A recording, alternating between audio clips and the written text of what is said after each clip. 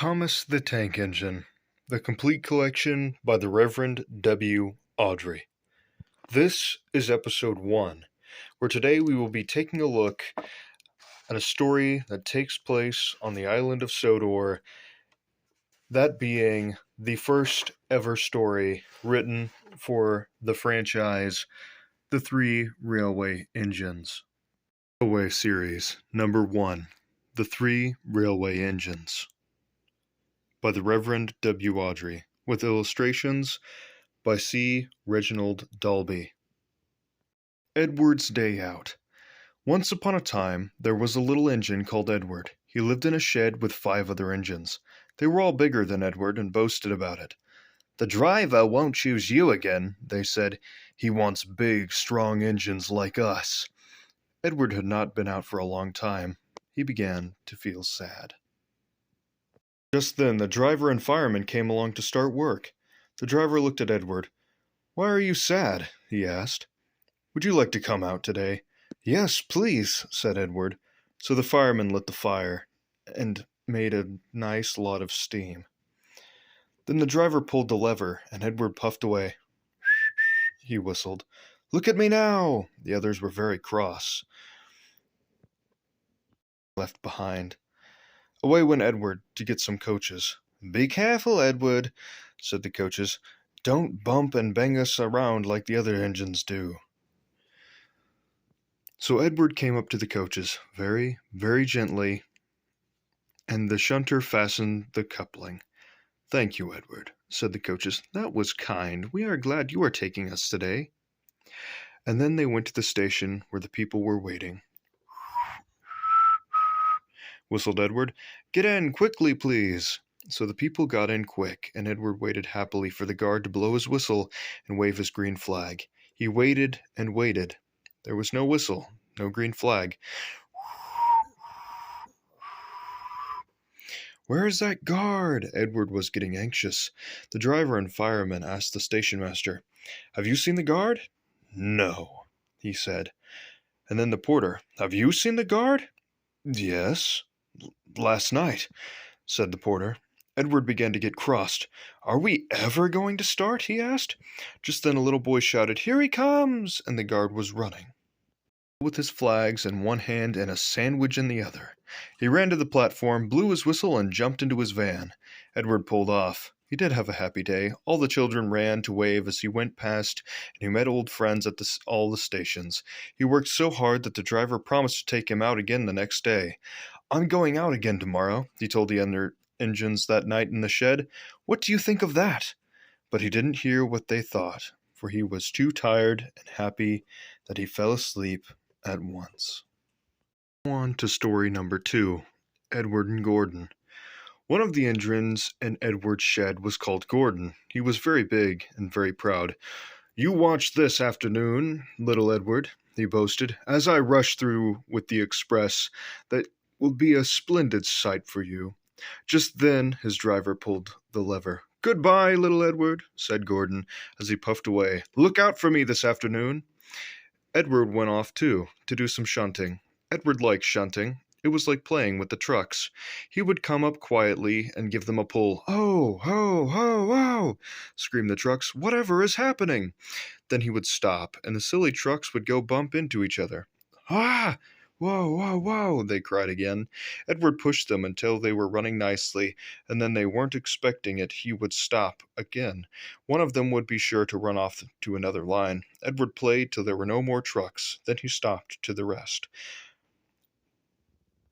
Presently he heard a whistle. Gordon came puffing along, very slowly and very crossly. Instead of nice shining coaches, he was pulling a lot of very dirty coal trucks. "A goods train! A goods train! A goods train!" he grumbled. "The shame! The shame of it! The shame of it!" He went slowly through with the trucks clattering and banging behind him. Edward laughed and went to find some more trucks. Soon afterwards, a porter came and spoke to his driver. "Gordon can't get up the hill. Will you take Edward and push him, please?" They found Gordon halfway up the hill and very cross. His driver and firemen were talking to him severely. "You are not trying," they told him. "I can't do it," said Gordon. The noisy trucks hold an engine back so. If they were coaches now, clean, sensible things that would come quietly, that would be different. Edward's driver came up. "We've come to push," he said. "No use at all," said Gordon. "You wait and see," said Edward's driver. They brought the train back to the bottom of the hill. Edward came up behind the brake van, ready to push. "I'm ready," said Edward. "No good," grumbled Gordon. The guard blew his whistle, and they pushed and pulled as hard as they could. "I can't do it! I can't do it! I can't do it!" puffed Gordon. "I will do it! I will do it! I will do it!" puffed Edward. "I can't do it! I will do it! I can't do it! I will do it!" they puffed together.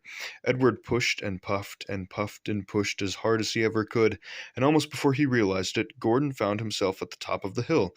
"We've done it! I've done it!" he said proudly, and forgot all about Edward pushing behind him. He didn't want to wait to say thank you, but ran on so fast that he passed 2 stations before his driver could make him stop. Edward had pushed so hard that when he got to the top of the hill he was out of breath. Gordon ran so fast that Edward was left behind. The guard waved and waved, but Edward couldn't catch up. He ran to the very next station, and there the driver and fireman said they were very pleased with him. The fireman gave him a nice long drink of water, and the driver said, "I'll get out my paint tomorrow and give you a beautiful new coat of blue with red stripes. You'll be the smartest engine in the shed." The end. Now, for the sad story of Henry. Once an engine attached to a train was afraid of a few drops of rain. It went into a tunnel and squeaked through its funnel and never came out again. The engine's name was Henry. His driver and fireman argued with him, but he would not move. "The rain will spoil my lovely green paint and red stripes," he said. The guard blew his whistle till he had no more breath, and waved his flags till his arms ached, but Henry stayed in the tunnel and blew steam at him. "I'm not going to spoil my lovely green paint and red stripes for you," he said rudely. The passengers came and argued too, but Henry would not move. The fat controller, who was on the train, told the guard to get a rope. "We will pull you out," he said, but Henry only blew steam at him and made him wet. The rope on and pulled, except the fat director. "My doctor has forbidden me to pull," he said. They pulled and pulled and pulled, but Henry still stayed in the tunnel. They tried pushing from the other end. The fat controller said, "1, 2, 3, push," but did not help. "My doctor has forbidden me to push," he said. They pushed and pushed and pushed, and still Henry stayed in the tunnel. At last another train came. The guard waved his red flag and stopped it. The 2 engine drivers, the 2 firemen, and the 2 guards went and argued with Henry. "Look, it has stopped raining," they said. "Yes, but it will begin again soon," said Henry. "And what would become of my green paint with red stripes then?" So they brought the other engine up and pushed and puffed and puffed and pushed as hard as they ever could. But still Henry stayed in the tunnel. So they gave it up. They told Henry, "We shall leave you there, for always and always and always." They took up the old rails, built a wall in front of him, and cut a new tunnel. Now Henry can't get out, and he watches the trains rushing through the new tunnel. He is very sad, because no one will ever see his lovely green paint with red stripes again.